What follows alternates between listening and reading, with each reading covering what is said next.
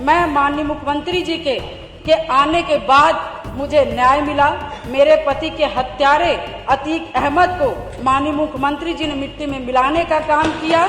UP की राजनीति में इन दिनों एक नाम खूब चर्चा में है, सपा से निष्कासित विधायक पूजा पाल। वजह है उनका सीएम योगी आदित्यनाथ की खुलकर तारीफ करना। लेकिन इसके साथ लोग ये भी जानना चाहते हैं कि आखिर पूजा पाल की पढ़ाई लिखाई कहाँ से हुई और उनके पास कितनी संपत्ति है। तो चलिए आज हम आपको बताते हैं उनके एजुकेशन से लेकर करोड़ों की नेटवर्थ तक की पूरी कहानी।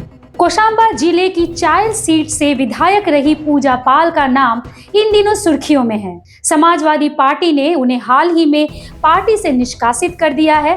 कारण उनके बयानों और कार्यों को पार्टी ने अनुशासनहीन और पार्टी लाइन से हटकर माना।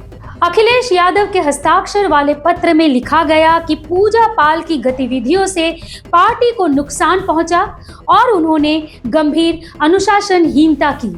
दरअसल यूपी विधानसभा में पूजा पाल ने मुख्यमंत्री योगी आदित्यनाथ की खुलकर तारीफ की थी।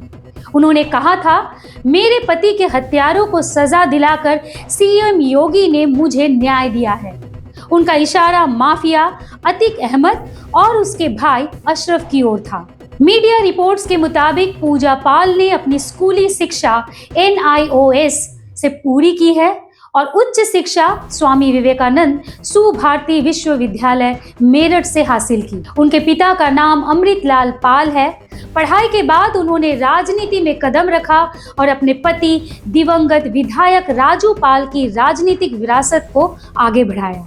उत्तर प्रदेश विधानसभा चुनाव 2022 में चायल सीट से सपा उम्मीदवार के तौर पर दाखिल किए गए हल्फनामे में पूजा पाल ने अपनी कुल अचल संपत्ति 1,16,58,927 रुपए बताई थी। उनके पास 4 गन हैं और गाड़ियों में एक बोलेरो GM जिसकी कीमत है 2 लाख रुपए और 2021 में खरीदी गई फॉर्च्यूनर कार जिसकी कीमत 25 लाख रुपए शामिल है।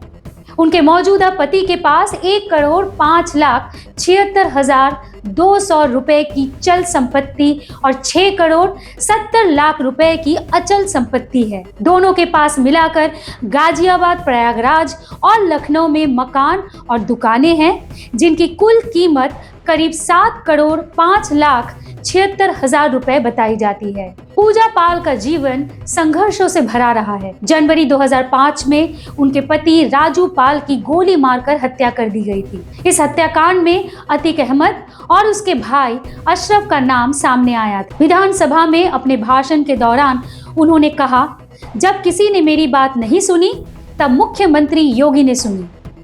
जीरो टॉलरेंस नीति लागू कर उन्होंने मुझ जैसी कई महिलाओं को न्याय दिलाया। दोस्तों, पूजा पाल की कहानी सिर्फ राजनीति की नहीं बल्कि साहस और संघर्ष की भी है। पार्टी से निष्कासित होने के बाद उनके राजनीतिक भविष्य पर सवाल जरूर उठ रहे हैं, लेकिन उनकी निजी जिंदगी और संपत्ति को लेकर लोगों में हमेशा जिज्ञासा रही है।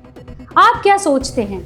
क्या सीएम योगी की तारीफ करना उनके लिए राजनीतिक गलती साबित होगी या ये उनके नए सफर की शुरुआत है? अपनी राय हमें कमेंट्स में जरूर बताइएगा।